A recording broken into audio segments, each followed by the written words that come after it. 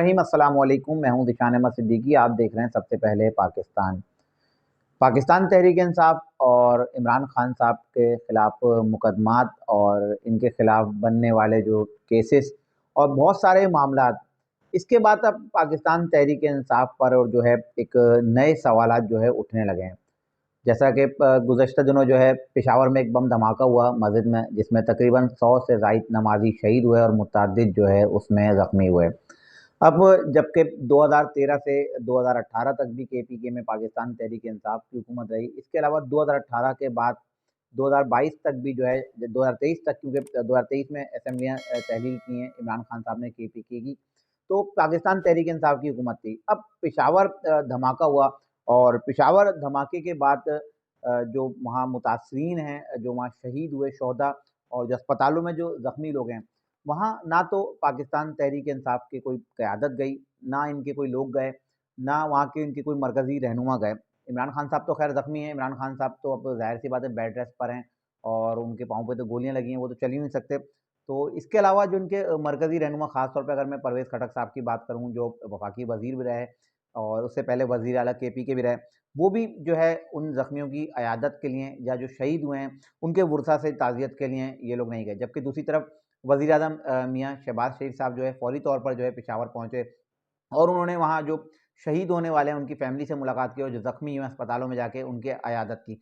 जबकि इसके अलावा सिंध के वज़ीर आला की भी मैं बात करूँ तो मुराद अली शाह, ये भी फ़ौरी तौर पर जो है पेशावर पहुँचे और वहाँ उन्होंने ज़ख्मियों की अयादत की और जो शहीद हुए उनके वुरसा से मुलाकात की। जबकि ख़ास तौर पे इन्होंने पुलिस के जो अफ़सरान और जो वहाँ जो पुलिस के कुछ जो जवान शहीद हुए, उन लोगों से भी मुलाकात की और उनके हौसले बुलंद किए।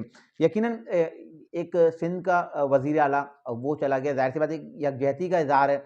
ये बताना है कि जब मुल्क पे कोई बात आएगी तो हम तमाम लोग मुत्तहद हैं और जब मुल्क पे कोई बुरा वक़्त आएगा तो हम अपनी पाक फ़ौज के शाना बशाना खड़े हैं।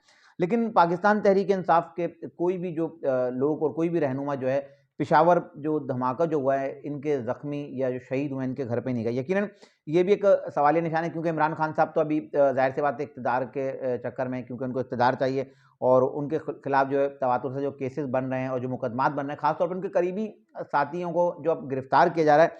इमरान खान साहब ज़ाहिर-सी बात है उसी परेशानी में मुब्तला हैं और वो किसी तरह से जो है, जो 2 सूबों की उन्होंने असेंबलियाँ तहलील की, उसमें इलेक्शन चाहते हैं। एक तो थी मेरी ये खबर कि इमरान खान साहब और पाकिस्तान तहरीक इंसाफ पे जो है सवालात उठने लगे हैं। अब दूसरी तरफ 2 असेंबलियाँ जो तहलील की हैं इमरान खान साहब ने, केपीके और पंजाब की। अब इसके लिए लाहौर हाई कोर्ट चले गए हैं। लाहौर हाई कोर्ट में जो है अब ज़ाहिर-सी बात है वहाँ जो है उनकी दरख़्वास्त दी गई और उस दरख़्वास्त को जो समाअत के लिए फ़ौरी तौर पर जो है मंज़ूर कर लिया गया।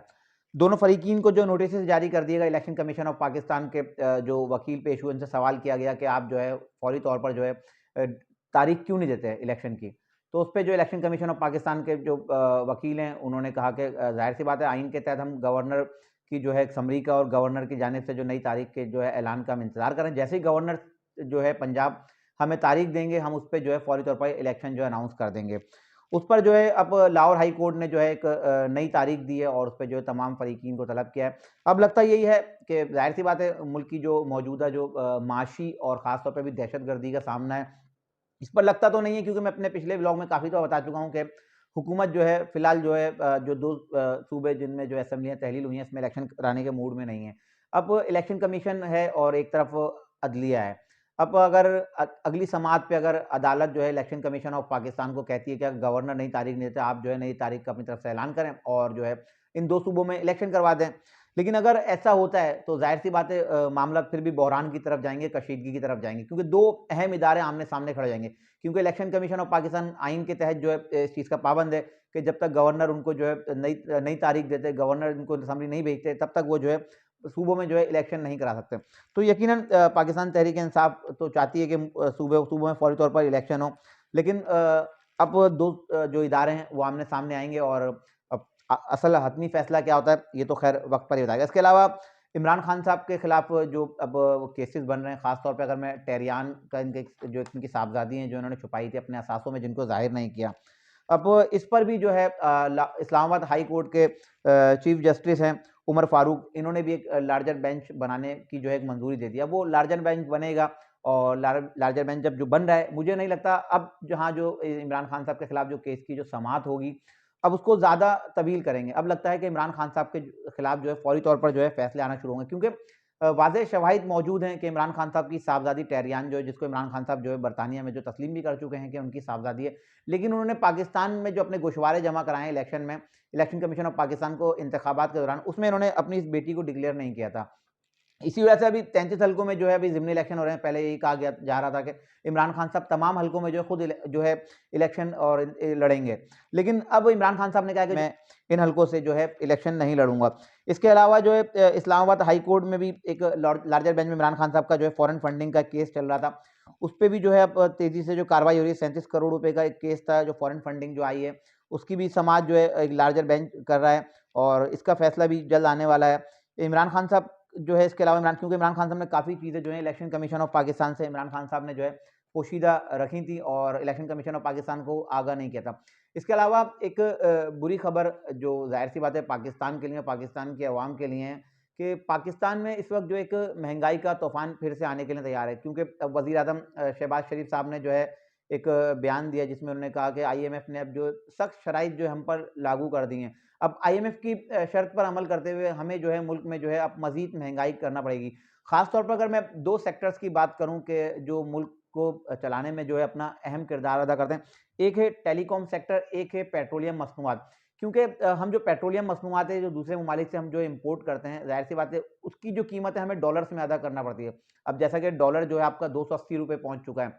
अब ज़ाहिर-सी बात है हम जब एक चीज़ डॉलर में खरीद रहे हैं, तो जब वो हम और उसको सेल कर रहे हैं पाकिस्तानी करेंसी में, तो उससे जो है पाकिस्तानी मईशत को एक बहुत बड़ा धचका पहुँचा है। अब टेलीकॉम सेक्टर्स के जो ज़ाहिर-सी बात है इसमें टेलीकम्युनिकेशन कंपनीज़ हैं, ख़ास तौर पे मोबाइल कंपनीज़ की। एक कंपनीज़ का तो सबके सामने ही है टेलीनॉर कंपनी, उसमें इतना खसारा है कि टेलीकॉम कंपनी बाकायदा टेलीनॉर कंपनी जो है उनके CEO ने बाकायदा उसको जो है फ़रोख्त करने का जो है फ़ैसला कर लिया है। अब ज़ाहिर-सी बात है इनके CEOs हैं जो इन मोबाइल कंपनीज़ के, इन्होंने तो अपने हाथ खड़े कर दिए हैं। इन्होंने कहा कि हम ब्रॉडबैंड जो बाहर ममालिक से खरीदते हैं, उनकी कीमत जो है हमें डॉलर्स में अदा करना पड़ती है। जबकि हमें यहाँ जो रेवेन्यू कलेक्ट जो करते हैं, यहाँ हम जो कमाई हमारी जो इनकम जो है, वो पाकिस्तानी रुपीस में। इससे हमें जो है बहुत ज़्यादा जो है खसारे का सामना है और यकीनन लगता यही है कि अब बहुत से लोग इस चीज़ को देख रहे हैं जो कंपनी मोबाइल कंपनीज़ के ओनर्स हैं, वो अब मोबाइल कंपनीज़ की या तो ज़ाहिर-सी बात है या तो इनके पैकेजेस हैं या इनके जो रेट्स हैं, उसमें जो है बेपनाह इज़ाफ़ा किया जाएगा, या ये होगा कि हम जो इंटरनेट और टेलीकम्युनिकेशन सर्विसेज़ जो हम इस्तेमाल कर रहे हैं, इसमें जो है तात्तुल आएगा।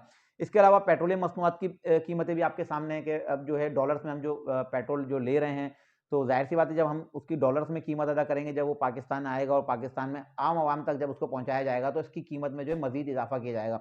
तो जैसा कि अभी खबरें ज़ेर गर्दिश भी हैं कि पेट्रोलियम मसनूआत की कीमतों में ₹30 का इज़ाफ़ा जो है मज़ीद किया जा सकता है।